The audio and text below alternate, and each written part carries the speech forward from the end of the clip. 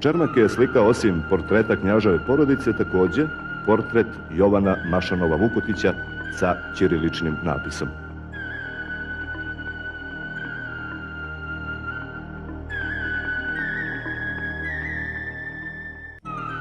Čermakov učenik i sljedbenik Hutari sam također slika Jovana Vukotića i popa Bogdana Zimonjića, hercegovačkog vojvodu.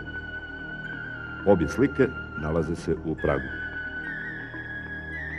Svako večer sam na zid prikucavao jednu sliku sa ovim karakterističnim glavama. Posebno me radovala slika jednog crnogorskog barjaktara po imenu Milan, jednog od najvećih crnogorskih junaka.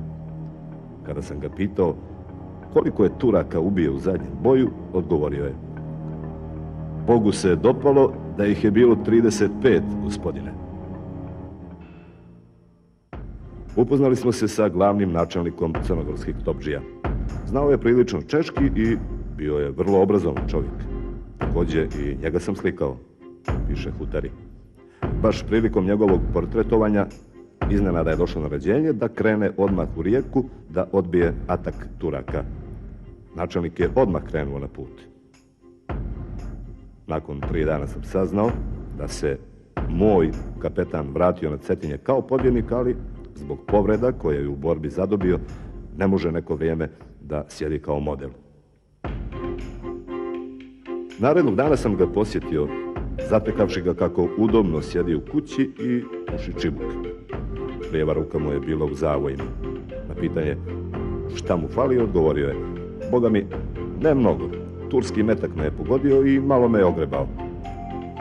Pričajući kako se to desilo, skidao je zavoj sa ruke. Držao sam svoj zapisnik u lijevoj ruci i najedanput, ugledavši njegovu ranu, knjiga mi je ispala iz ruke i ja sam se onesvijestio. Zbog svoje crnogorske naravi, moj kapetan je za 8 dana bio potpuno zdrav.